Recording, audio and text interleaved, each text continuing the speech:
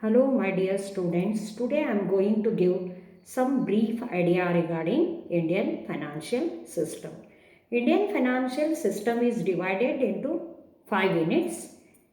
First unit deals with Indian financial system, what is the meaning of finance, then why the particular system is necessary, then what are the so many issues included in the Indian financial system. They are all discussed in unit number 1.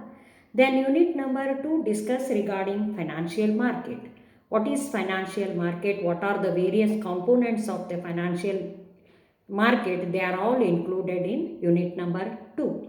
Then unit number 3 discuss regarding financial intermediaries. What is financial intermediaries? Who are called as financial intermediaries? Why the intermediaries are very necessary in the Indian financial system? They are all included in unit number 3. Then fourth unit deals with financial institution. Which institutions are called as financial institution? Why they are necessary in the Indian financial system? They are all included in unit number 4. Then fifth one is market regulators. What is market regulation? So in order to control the big Indian financial system, there must be a particular system. That system should control the Indian financial system. That system is called as a market regulators. So in market regulation, what are included? What is investor education? Why it is necessary? Why should we should protect the interest of the investor? They are all included in unit number 5. First, today we go through the some basic idea of Indian financial system. Actually, Indian financial system is divided into 3 categories. Before independence, the situation was different. After independence, the situation was different.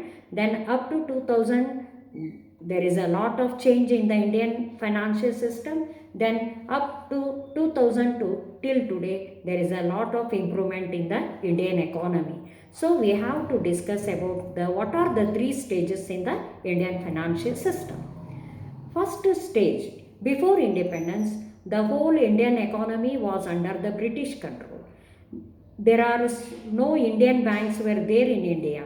So all are under the control of private persons. The centralization of money was very common before independence. So there is a large gap between the poor and the rich.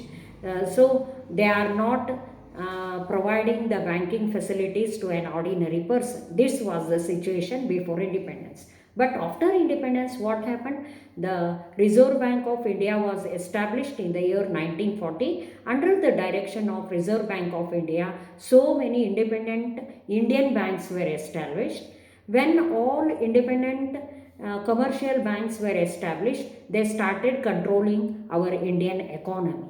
Then the concentration of money was avoided, the gap between the poor and the rich becoming small. Then what happened up to 1969? So many banks were established, but according to the direction of the ordinance passed by our late President of India, Jail Singh, when the Indira Gandhi was a Prime Minister of India, during that time, by passing a special ordinance, top 14 banks of India were nationalized. Why they were nationalized in the year 1969? The question arises. So in order to avoid the concentration of money in a few hands, then in order to provide the banking facilities to an ordinary general public to India, so the 14 top banks were nationalized. Then what happened up to 1986? So many banks were once again established. Then once again in the year 1986, another top 8 banks were established. Then 87, what happened in the central government? Our ex-Prime Minister Manmohan Singh was a finance minister. According to the direction of the finance minister, our Reserve Bank of India Indian policy was changed, monetary policy was changed. So according to the changed policy, our Indian economy was improved a lot. Then after up to 2000 there is a fast development in the Indian economy. Then up from 2000 to 2000 till today there is a lot of improvement in the Indian economy. So we have to divide before independence stage, after independence up to 1986, 86 to 2000, then 2000 to till today. What are the stages in the Indian financial system? Now we go through the unit number 1. In unit number 1, actually discuss with overview, meaning and financial system and development and components of Indian financial system. Then second unit deals with financial market.